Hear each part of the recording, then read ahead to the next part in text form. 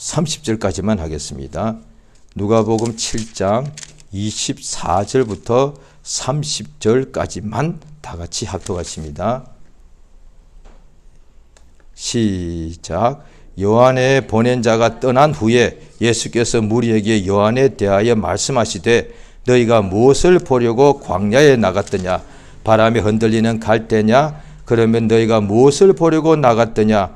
부드러운 입은 사람이냐? 보라, 화려한 옷 입고 사치하게 지내는 자는 왕궁에 있느니라.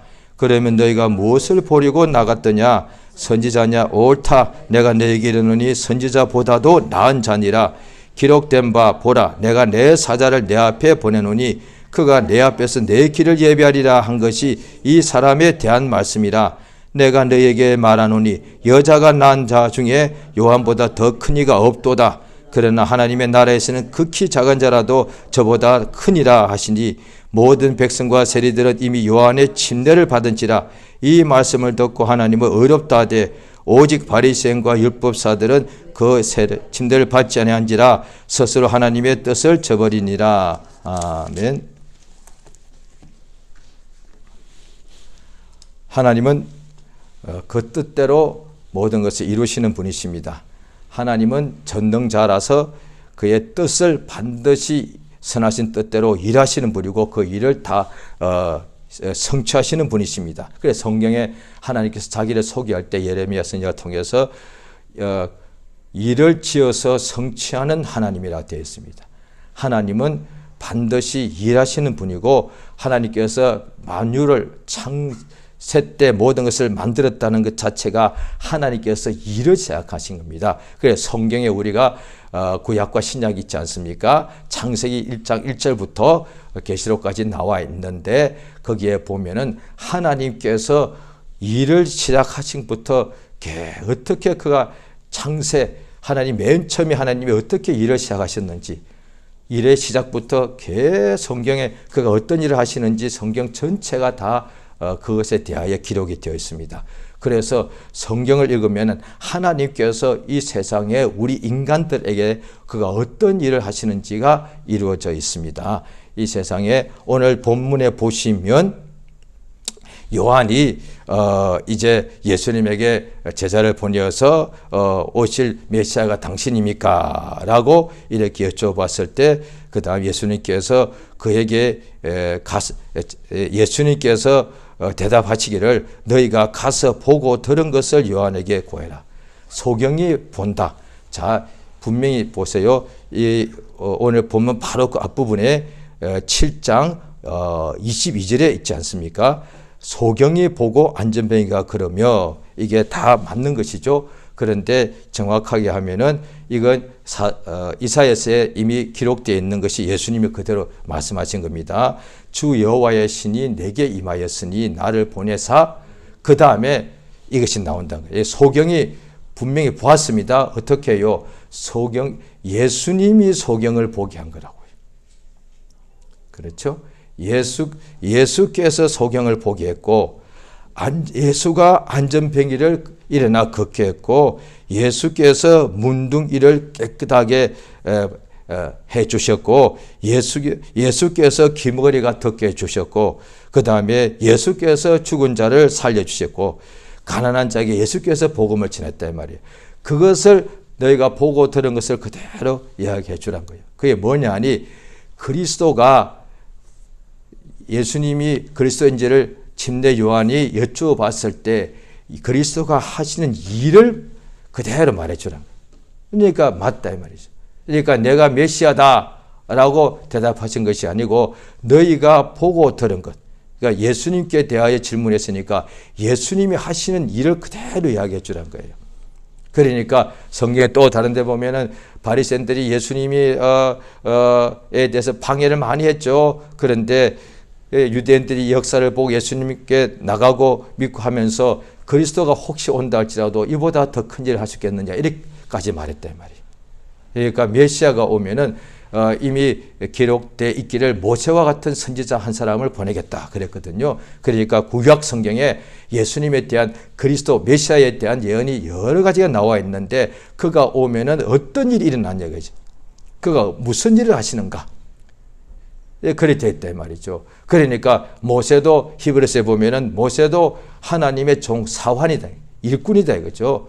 그런데 모세는 사환으로 하나님께 충성했고 예수님은 아들로서 아버지께 또한 충성했습니다. 그러니까 아들은 상속자고 그런데 그 집에 있는 종들이 일을 하지 않습니까? 그런데 예수님께서 이 세상에 오신 것은 하늘나라를 상속하기 전에 먼저 이 세상에 와서 아버지가 하라고 주신 일을 하러 오셨다는 것입니다. 그래서 예수께서 우리에게 그걸 나타내 주시는데 오늘 본문에 요한의 보낸 자가 예수의 말씀을 듣고 떠나고 난 후에 예수께서 무리에게 요한에 대하여 말씀하십니다. 너희가 무엇을 보려고 광야에 나갔더냐? 바람에 흔들리는 갈대냐?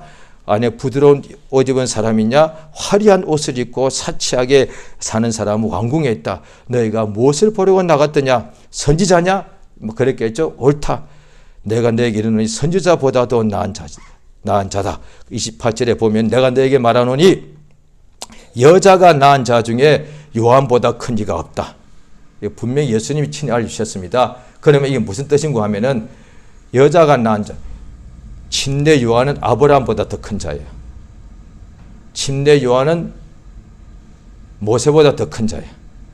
침례 요한은 다윗보다 더 큰 자예요. 오늘날에 이 성경에 나와 예수 하신 말씀인데 그냥 이걸 그냥 읽다가 보면 그냥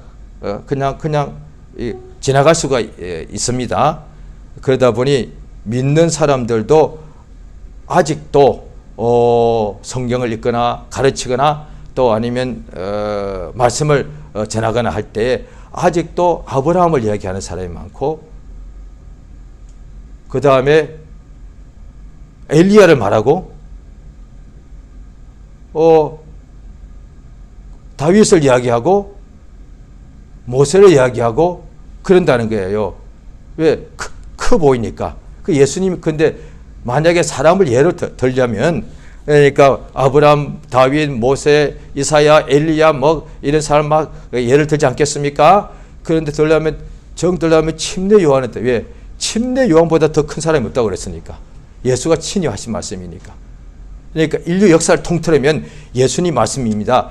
인간의 불신자들도 말하죠. 뭐 알렉산더 대왕, 한국으로 치면 세종대왕, 뭐 여러 가지 이순신 장군, 침례 요한은 세종대왕보다 더 큰 사람이고, 침례 요한은 알렉산더보다 징기스칸보다 더 큰 사람이고, 침례 요한은 인류 역사상 제일 큰 자라고 예수님 말씀하신 거예요. 예수가 하신 말씀, 여자가 낳은 자 중에는 침례 요한보다 더 큰 이가 없다. 그 여자가 낳은 자는 예수님도 포함되지 않는, 예수님은 사람의 아들이면서 인자이면서 하나님의 아들이시고, 여자가 낳은 자 중에 사람 중에 침례 요한이 가장 크다는 거예요. 그러니까 세상에서도 불신자들이 그렇게 말하죠. 4대 성인, 인류 역사를 통틀어서 인류 역사에 가장, 인류에게 가장 이바지하고 가장 기여도가 크고 가장 훌륭한 일하고 셀 수 없는 그 세대를 수백 년, 수천 년을 지나도 수많은 사람에게 교훈을 줘서 가르치는, 영향을 주는 사람을 저게들이 4대 성인, 5대 성인 이렇게 실제로 그렇게 말합니다. 역사상 최고의 위인인데 위인보다 더 높은 사람, 성인이라고 보죠. 그냥 사람들 그렇게 말을 해요. 그래 보면은 소크라테스나 그 다음에 또 공자, 또 예수님, 또 그 다음에 또 누구죠? 또 석가모니. 예수님 실제로 그들은 그렇게 말하죠. 그런데 예수님 말씀에 의하면 침례 요한은 석가모니보다 더 큰 자예요. 침례 요한은 소크라테스보다 더 큰 자고, 침례 요한은 아리스토텔레스보다 더 큰 자고, 침례 요한은 이를테면은 공자보다 더 큰 자고, 침례 요한은 동양 역사에서의 위대한 인물들 그보다 어떤 인물보다 더 큰 사람이고, 침례 요한은 서양 역사의 어떤 인물보다 더 큰 사람이에요. 이를테면 또 요즘 젊은 사람들이 요즘 최근에 가까운 사람들 알겠죠. 다빈치, 레오나르도 다빈치 이런 사람 알겠죠. 아인슈타인. 침례 요한은 그 어떤 사람보다 큰 자예요. 예수님이 친히 말씀하신 거니까.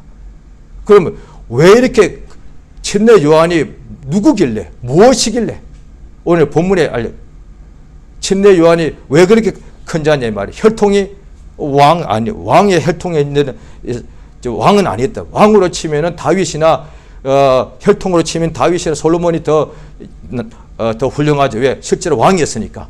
그 침례 요한이 뭐 성경을 쓰기로 했으면은 시편 다윗이 더 낫죠. 침례 요한은 성경 쓴 것이 없으니까.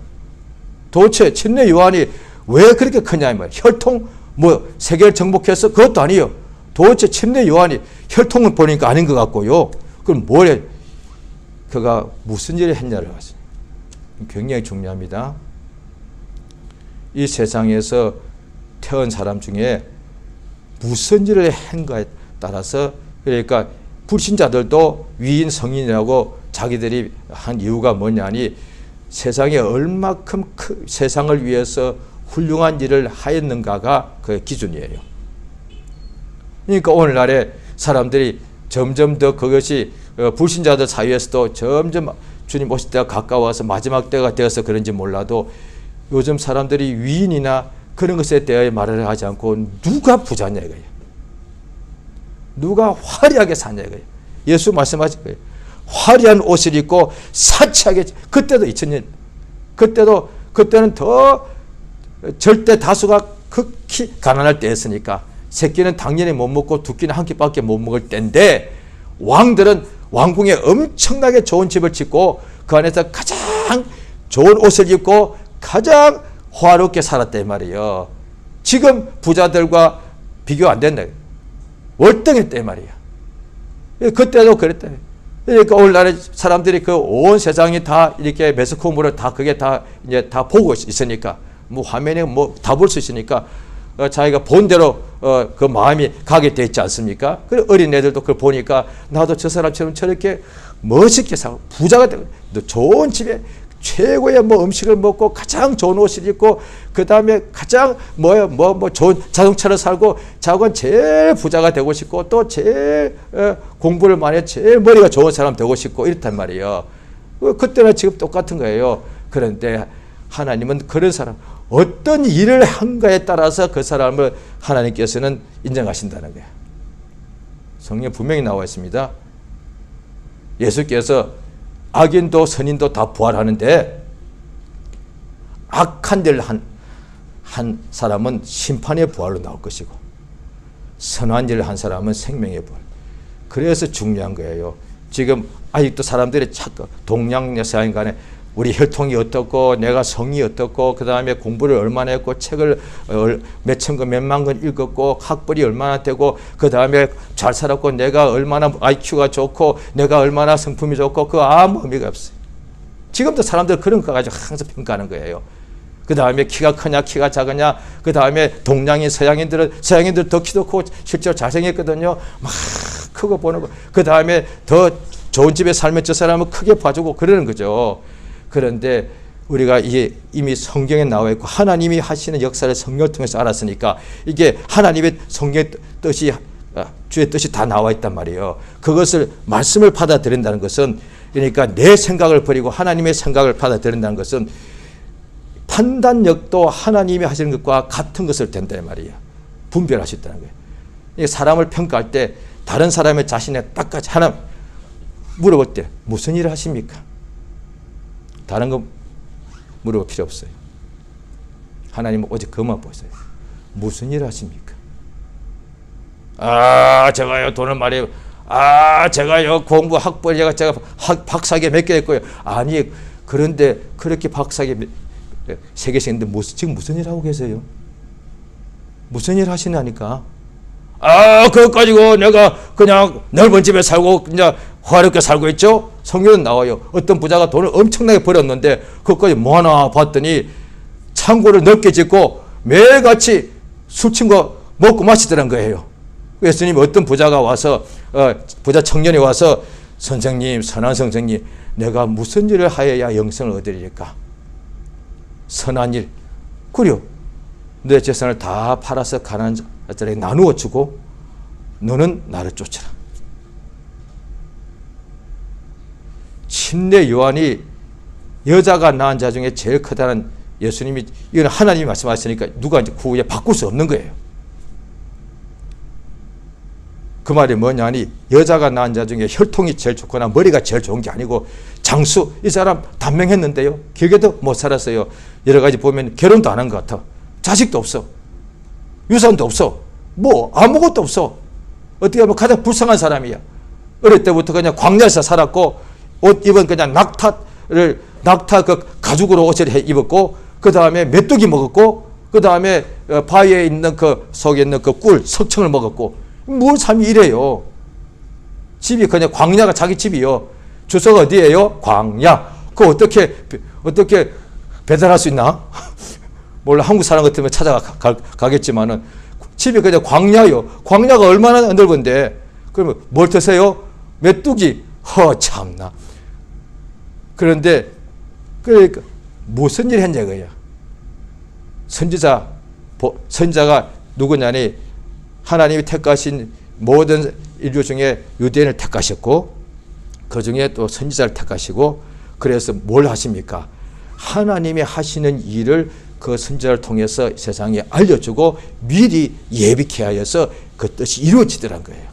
그러니까 침례 요한이 길게 살지도 않고 돈이 많지도 않고 학벌이 많지도 않았어요. 인간의 기준으로 볼 때는 가장 부족했다 이 말이에요. 그런데 뭔 일을 했길래? 예, 맞습니다. 무슨 일을 했길래? 가장 큰 일을 했습니다. 그러니까 예수님 하나님의 아들이 이 땅에 오시는데 바로 그 앞에 왕의 첩경, 왕이 지나갈 수 있는 왕의 대로를 열었다 이 말이에요. 그게 무슨 뜻? 성경에 나오죠. 또 다른데 침례 요한에 대해서 하나님의 마음이 아버지의 마음이 자식에게로 돌아오게 하였고 그리고 부모로부터 멀리 떠난 유대인들 말하죠. 그 막 다 죄인들이죠. 그 많은 죄인들의 마음이 하나님께로 돌아오게 만들었다는 거예요. 이게 엄청납니다. 잘 들어보십시오. 침례 요한 때까지 하나님이 항상 선지자를 보내셨는데 그때는 400년 동안 안 보내셨어요. 그 말은 뭐예요? 400년 동안 얼마나 이들이 어두웠겠어요. 죄에 그냥 완전히 눌렸을 때 말이죠. 그 바리새인들은 또 속에는 죄가 꽉 차 있는데 겉으로만 깨끗한 척 했을 뿐이요. 그 다음에 세리와 죄인들이 얼마나 많았으면 예수님이 그들과 친구하기가 너무 쉬웠다는 거예요. 죄인들이 간혹 있다면 어쩌다 한 명하고 친구하지만 사방팔방에 가는 곳곳마다 세리고 죄인이요. 예수님이 그들과 식사하는 것이 너무 쉬워서 왜? 아무 때나 들어가도 다 죄인들이니까. 침례 요한 한 것이 뭐냐? 하나밖에 없잖아요. 침례 요한에 보니까 성경 보면 병도 고친 적이 없어. 이적도 행한 것이 없어. 그저 한 것이라고는 침례밖에 준 것이 없어요. 그게 뭐요? 회개의 침례. 그게 심냐고요. 보십시오. 400년 동안 아직 예수님 그 다음에 그 뒤에 오시는 거고 400년 동안 400년 만에 하나님 이전에 보면 이런 적이 없었습니다. 400년 만에 마침내 선지자가 온 거예요. 야, 생각해 보십시오. 얼마나 완전히 불신자와 똑같은 상황이야.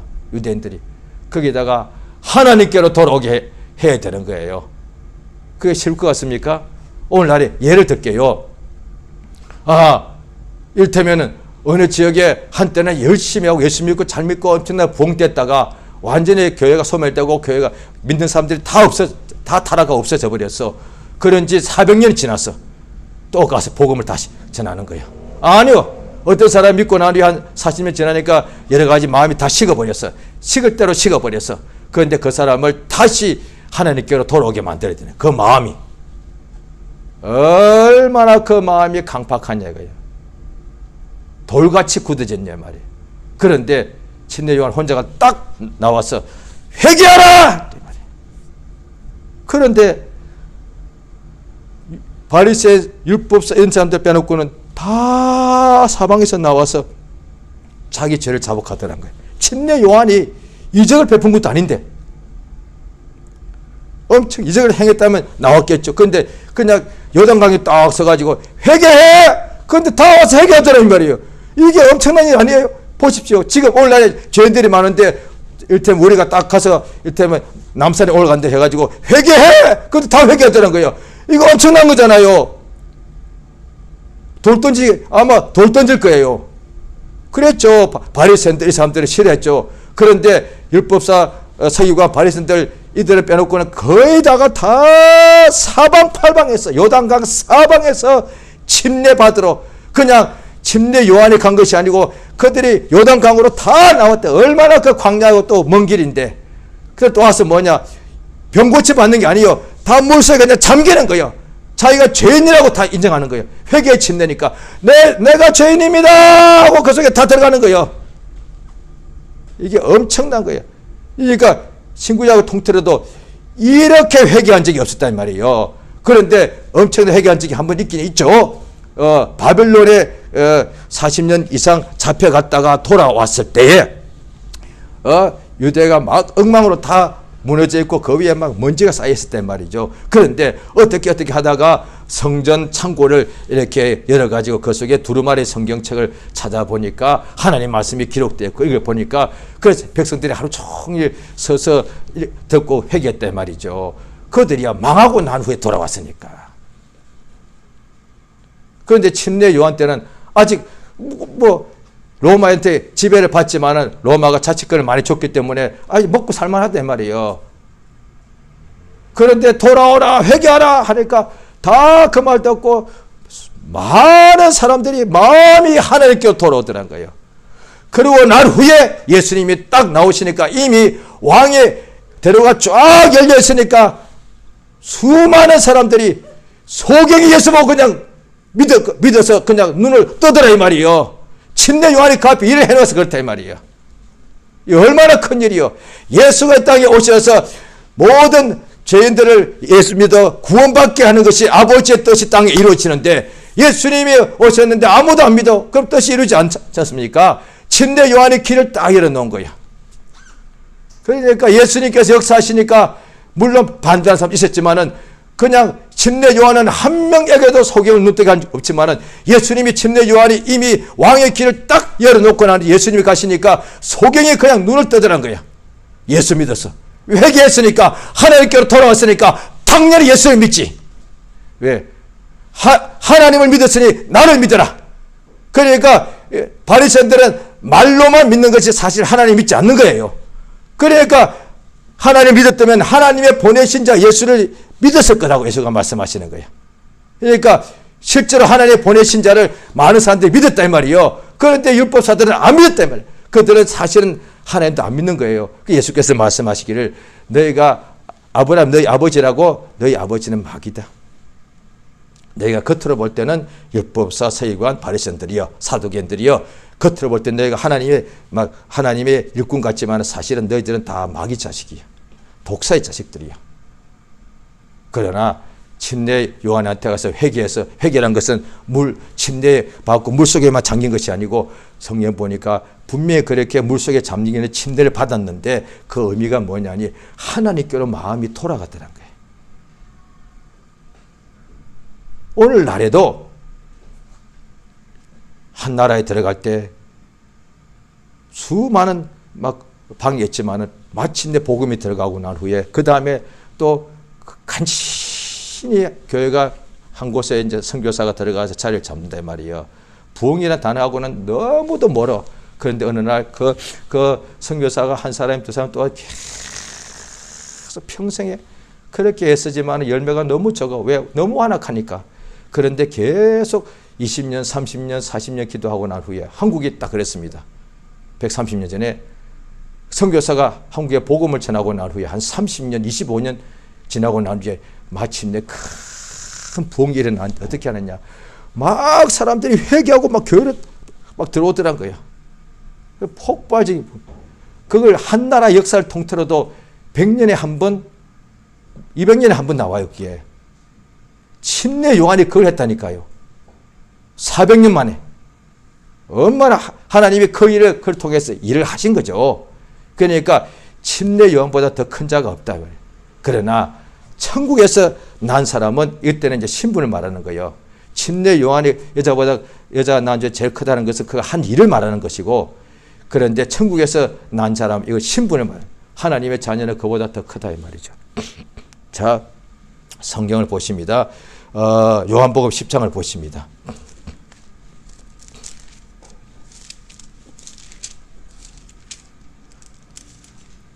요한복음 10장 37절이요. 37절, 38절을 같이 읽겠습니다. 자, 시작. 만일 내가 내 아버지 일을 행치 아니하거든 나를 믿지 말려니와 내가 행하거든 나를 믿지 아니할지라도 그 일은 믿으라. 그러면 내가 아버지 안에 있음을 깨달아 알리라 하신대. 예수님이 하신 말씀에 내가 아버지 일을 행치 아니하거든 나 믿지 마라. 이건 엄청난 얘기잖아요. 자기가 하나님의 아들이고 예수를 믿어야만 천국에 들어가는데 나를 믿지 말라니. 그러니까 내가 아버지 일을 안 하면 나 믿지 말라는 거예요. 예수님 친히 말씀하신 거예요. 우리가 마찬가지란 말이에요. 우리가 당연히 우리는 하나님 자녀가 맞는데 그런데 우리가 하나님의 일을 하지 않으면 나 믿지 말라는 거예요. 왜? 하나님의 자녀가 천국의 걸 알고 성령을 받았으면서도 천국에 속한 하늘 일을 말하지 않으면 그 사람 믿으면 안 되는 사람이다. 당연하잖아요. 천국에 있다는 거 알고 영생이 있다는 거 알고 하나님을 아버지라 부르고 천국에 들어가면 상속한다는 걸 뻔히야. 그렇게 말하면서도 하늘나라 일을 안 해? 그럼 그 사람 믿을 수 없는 사람이죠 뭐. 그 사람 믿으면 큰일 나는 거예요. 그러니까 내가 그럴 리 없지만 만일 내가 아버지 일을 하지 않거든 나를 믿지 말라. 그러나 나를 믿지 아니할지라도 내가 행하면 나를 믿지 않을지라도 그 일을 믿으라. 왜? 예수가 하신 일을 믿으면 하나님 아버지께서 예수 안에서 역사하는 것을 알 수 있다는 거예요. 그러니까 우리가 누군지는 뭐냐니 내가 무슨 일을 하는가에 따라서 그 사람이 누군가를 알 수 있는 거예요. 그런데 사람들은 자꾸 이것을 불신자나 신자들까지도 세상에서 실제로 뭔가를 이루는 사람은 그렇게 말아요. 그러니까 그게 다 비유죠. 세상에서도 그런 사람이 많지는 않은데 뭔가 일을 막 이루는 사람이. 그런데 대부분의 사람들은 자기가 얼마나 가졌나를 자랑해요. 자기가 얼마나 똑똑한지를 자랑하고 자기가 얼마나 신분이 높고 혈통이 좋은지를 자랑한다니까요. 자기가 얼마나 책을 많이 읽었고 자기가 얼마나 돈을 많이 가졌는지 자랑한다니까요.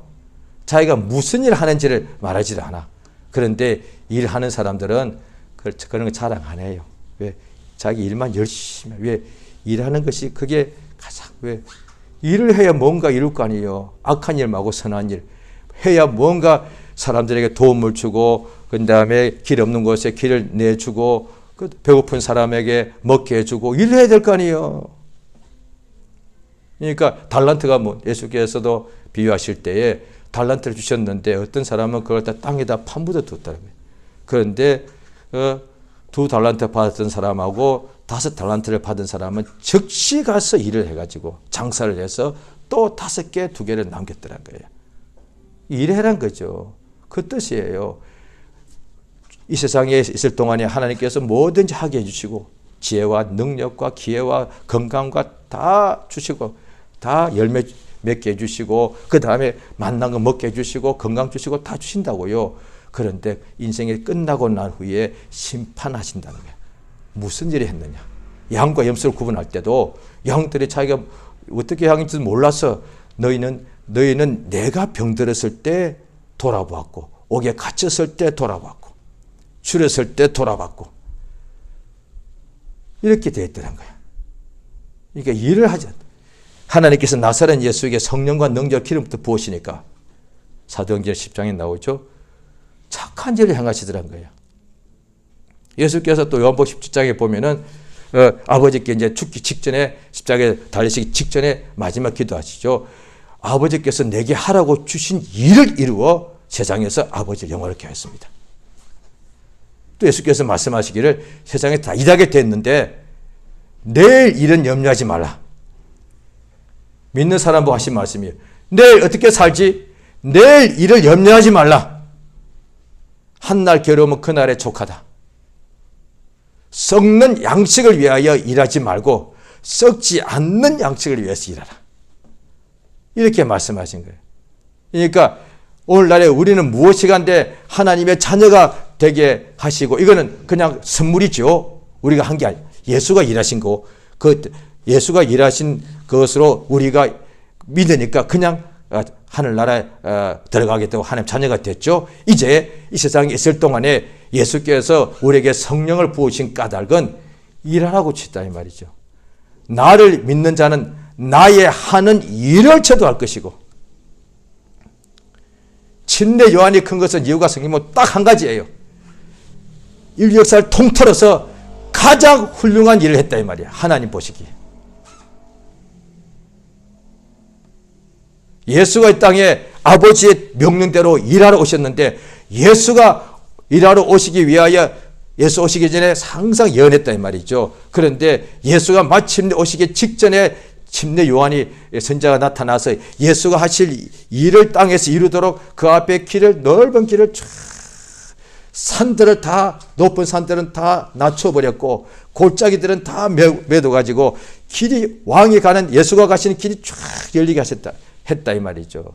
그러니까 가장 큰 일을 했다. 그런데 이제 하늘에서 난 자들, 그보다 가장 작은 자도 큰 자인데, 그러면 이제 당연히 가장 인류 역사상 어떤 큰 일 한 사람보다도 하나님의 자녀가 더 큰 자인데, 이 세상에서 아버지의 뜻대로 조금만 일해도 하늘나라 들어가서 다 상속받는다 이 말이에요. 그러니까 그런데 오늘날 이것을 우리가 몰라서 그렇고 또 알았다가도 다시 잊어버리고, 영감이라는 것은 항상 충만하면 좋은데 육체의 소욕이 또 성의 역사를 또 거스르기 때문에, 그 말은 뭐냐, 영감은 항상 증감된다는 뜻이에요. 성령 충만하다가도 육체 소욕이 그날로부터 사라져버리면 괜찮은데, 죽는 날까지 육체의 소욕은 있기 때문에 이 욕심이란 것은 밤낮없이 몸속에 있는 거니까, 그 육체의 욕심이 또 하면에 육체의 욕심은 반드시 성령 역사를, 성령의 소욕을 거스르기 때문에, 성령의 소욕이라는 것이 영감이지 않습니까? 성령의 감동입니다. 성령의 감동을 거스르는 것이, 성령의 감동이 우리에게 이루어지지 않도록 막아버리는 것이 육체의 욕심 아니겠습니까? 성경에 그렇게 나와 있죠. 갈라디아 5장에. 그러면 어떻게 되느냐. 육체의 욕심이 당연히 먹고 마시고 이런 거죠. 그래 하다 보니 영감이 감소도 한다 이 말이죠. 그러면 어떻게 되느냐. 땅의 일을 생각하는 거예요. 믿는 사람 중에도 오늘날에 많은 사람이, 불신자는 당연히 땅의 일을, 예수께서 말씀하시기를 내가 땅의 일을 말해도 너희가 이해하지 못하는데 내가 하물며 하는 일을 말하면 너희가 어떻게 알아듣겠느냐. 그러니까 땅에 있는 사람들은 다 땅의 일만 생각하고, 하늘 일 말해도 다 그들은 하늘 일을 말하는 사람들을 우습게 봅니다. 조롱하죠. 멸시합니다. 미쳤다고 생각하는 거죠. 근데 믿는 사람들은 하나님의 나라가 천국에 있는 것을 알기 때문에, 근데 믿는 사람은 하나님의 일을 하려 것인데 땅의 일을 하지 말고 하늘에 속한 일을 하라고, 그래야만 하나님께서 상 주시는 거니까. 하늘의 일이 뭔데, 예수의 보내신 자를, 하나님 보내신 자 예수를 믿는 것이니까 이게 얼마나 귀한 일이에요. 예수만 믿으면 다 천국에 들어가는 것, 이게 진리다 이 말이죠. 이 일을 하라고 부탁하셨다 이 말이에요. 그런데 믿는 사람 중에서도 땅의 일이 잘 되면 하나님께서 복 줬다고 생각하는 거예요. 물론 하나님 복 주셔 땅에서도 머리 되게 하시죠. 그런데 어차피 다 썩어져 버릴 것인데 하나도 천국으로 이렇게 가지고 갈 수 없지 않습니까? 땅에서 아무리 높아져 봐야, 명예, 아무리 성공 출세해봐야 그거 다 썩어지는 것인데, 그래서 성경 말씀에 베드로 선생이 또 하지 않습니까? 인간은 풀과 같고 인생은 그 모든 영광은 풀의 꽃과 같아서 풀은 마르고 꽃은 떨어지고, 그러나 하나님 말씀은 세세토록 있도다. 땅에서 아무리 잘 돼봐야 그게 땅의 일이단 말이죠. 그건 다 풀의 꽃과 같다 이 말이에요. 그러나 하나님의 영혼이 있는 말씀대로 행하는 사람은 하늘에 가서 세세토록 해와 같이 빛나게 되다. 그러니까 예수님 제자 베드로가 예수님께서 십자가에 이제 곧 달리신다고 말씀하시니까 그리하옵소서라고 막았다 이 말이에요. 예수께서 베드로 보고 사단아 내 뒤로 물러가라. 너는 사람의 일을 생각하고 하나님 일을 생각하지 않는다. 이게 생각조차도, 육신에 속한 사람은 육신의 일을 생각하고 영에 속한 사람은 성령의 일을 생각한다. 그러니까 하나님의 일이, 성령의 일이 육신에 속한 사람들 볼 때는 미련하게 보인다고 말이에요. 고린도전서 2장에 나오죠. 육신에 속한 사람 볼 때는 성령의 일이 미련하게 보여. 뭐 자기 것을 시간과 자기 건강을 다 허비해가면서 자기 재물을 다 허비해가면서 복음 전에 누가 환영하나 욕하지요, 핍박하지요, 옥에 가두지요. 또 그 다음에 자기 재산을 다 희생해가면서 다른 사람을 살리고 이런단 말이에요. 그런데 육에 속한 사람 볼 때는 가장 어리석은 사람 말이에요. 왜 자기 하나밖에 없는 목숨 인생인데 저걸 저렇게 다 그렇게 저렇게 허비해 버렸냐 이거죠. 그러니까 육신에 속한 사람한테는 하나님의 일, 성령의 일이 미련하게 보이는 거예요. 그런데 오직 믿는 사람에게는 하나님 일을 하는 것이 가장 그게 복이 되는 거예요. 예수 믿고 성령 인침 받고 나면 어떻게 하시느냐? 주의 일꾼 되게 하시는 거잖아요. 천사가 누구예요? 하나님이 일하는 존재잖아요. 천사는 영적 존재이지만은 영적 존재는 땅에도 많다고요. 악의 영, 더러운 귀신 많다고요. 그런데 천사는 영적 존재인 동시에 하나님이 일만 하는 거예요. 빛에 속한 일만. 그런데 마귀와 악의 영들도 영적 존재인데 무슨 일을 하느냐? 죽이고 멸망시키는 것. 예수가 이 땅에 오신 것은 하나님의 아들이 세상에 오시면 마귀의 일을 없애버리려고. 왜? 병들게 하고 우리 인간들을 속이고 죄짓게 하고 또 죽게 한다. 이것을 없애려고 하셨다. 근데 구원의 역사죠. 예수가 하신 일이 이루어진다 말이죠. 이 세상에서 예수께서 분명히 여자가 나중에 제일 크다. 분명히 크다. 큰 믿음도. 큰일 한 사람이다. 그래서 성경에 또 다른 데 보면은 비록 자기가 천한 걸으실지라도 하나님이 천하게 작게 쓰실지라도 자기를 깨끗하게 하면은 하나님이 귀하게 써주신다는 거예요. 귀한 일에 써주신다는 거예요. 좋은 일로 더 많은 일을 맡기신다는 뜻이에요. 그런데 그러니까 하나님께서 이 세상에 한 분밖에 없는 인생을 우리 육체를 주셨는데 이제 예수 믿기 전에는 땅에 속한 일을 성공하려고 그렇게 애를 썼는데 이제 성령으로 하나님의 일을 하게 주신 것이 이게 하나님의 선물이단 말이에요. 이게 은혜단 말이에요. 나의 나 된 것은 내가 누구보다 더 많이 수고하고 일을 했다 이 말이에요. 그런데 이건 내가 아니고 하나님의 은혜다 이 말이에요.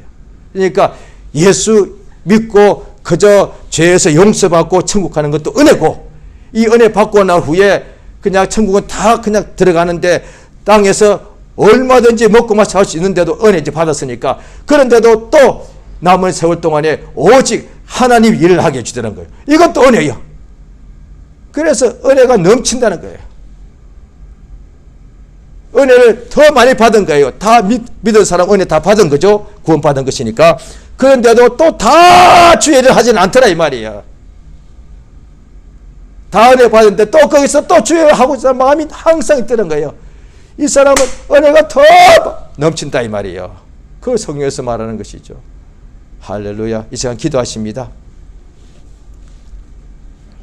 우리가 무엇이간때 은혜를 주셔서 선물입니다. 우리 성경에 보면 나와 있습니다. 하나님의 뜻대로 하고자 하는 마음을 주시더란 거예요. 하나님 일을 하고자 하는 마음을 예수 믿으려는 마음 주셔서 그 고마운데 이제 성령 받고 나는데 또 자꾸 하나님 일하고 싶은 마음을 계속 주시더란 거예요. 이거 선물이죠. 역사하셔서 이 땅에 사는 날 동안에 우리 평생에 참으로 예수께서 내가 아버지 일을 하지 않으면 나는 믿지 말라 그러셨는데 참으로 그 일을 믿으라고 말씀하셨으니 우리가 이제 예수의 말씀을 그대로 믿고 인정하여서 예수를 믿는 자가 예수의 하는 일을 우리도 하게 되고 이보다 더 큰 일도 하게 역사가 이루어져서 우리 평생에 우리 자신이 누구인가를 하나님 자녀일진데 자기를 또 소개할 때 어떻게 가진 것을 말하는 것이 아니고 하나님이 일하는 것을 항상 주 앞에 이렇게 참으로 감사하고 찬송 돌리는 역사 깨달라고 나와 내 가정 하나님께서 하나님 일에 일꾼 되게 역사해달라고 하나님 일에 쓰임받게 해달라고 이 시간 예수의 이름을 크게 한번 부르고 합심해서 간절히 기도하십니다. 예수여 하나님 아버지 역사 우리의 은혜 주심을 감사드리옵나이다. 주의 은혜가 너무도 귀하고 귀합니다. 하나님 아버지 우리가 무엇이간데 이렇게 은혜를 주시나이까 아버지 참으로 감사드리옵나이다. 역사하시며 도와